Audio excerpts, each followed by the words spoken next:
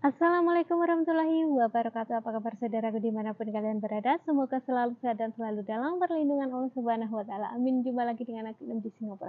Oke teman-teman, hari ini Singapura cerah sekali dan anginnya sepoi-sepoi, enak banget sih ya. Panas sih, cuman nggak panas membara kayak biasanya kayak gitu. Ada angin, masih ada angin kayak gitu. So di video kali ini bagi teman-teman yang masih baru, khususnya kayak gitu, bagi yang membutuhkan ya. Jadi ada mbak-mbak yang masih bingung tentang siapa sih yang membawa surat kontrak kerja.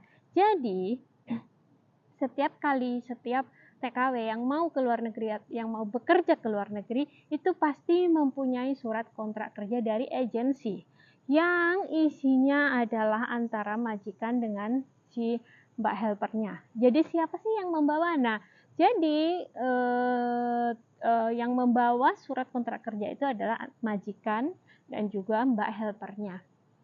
Misalnya, kenapa sih harus ada kontrak kerja? Karena misalnya kalau ada sesuatu yang tidak menguntungkan dari both parties, kayak gitu, dari kedua belah pihak, kita bisa mengeklaim kayak gitu, bahwa di perjanjian kontrak kerja itu seperti ini loh. Kamu tidak sesuai dengan kontrak kerja loh, seperti ini loh, kayak gitu. Namanya kontrak kerja itu kadang namanya majikan, ada yang bandel juga. Pembantu juga demikian rupa ya, enggak menyalahkan salah satu pihak. Sama aja sih sebenarnya. Jadi kontrak kerja itu untuk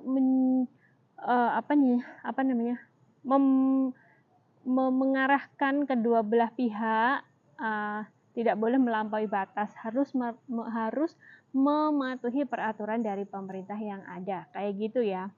Dan di video kali ini ada salah satu mbak-mbak kayak gini, mbak-mbak kayak gini yang isinya kayak gini tuh ya teman-teman. Jadi yang intinya mbak ini tuh bertanya, teman-teman mau bertanya bahwa mbaknya ini itu sudah habis kontrak kayak gitu, mau habis kontrak dan dia nggak pulang.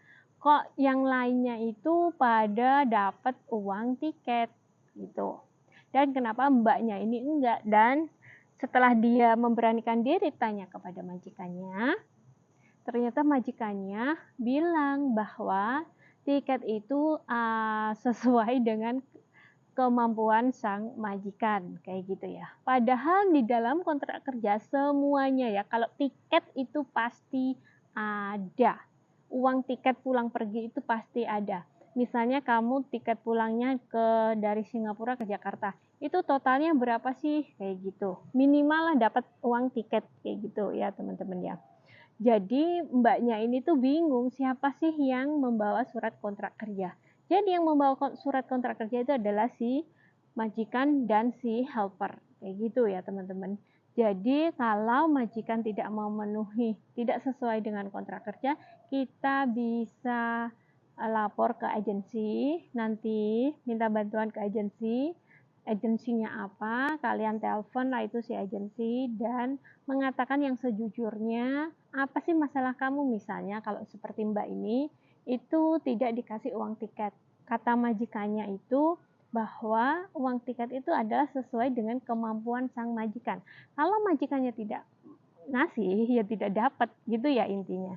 Namun, sesuai kontrak kerja, sesuai peraturannya, majikan itu kalau misalnya pembantunya atau helpernya tidak pulang ke tanah air setelah finish kontrak, itu mendapatkan uang tiket pulang dan pergi.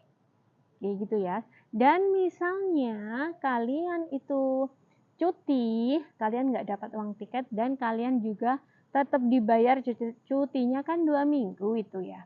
Jadi kalian tetap dapat gaji full ya setelah nyampe di Singapura. Kayak gitu.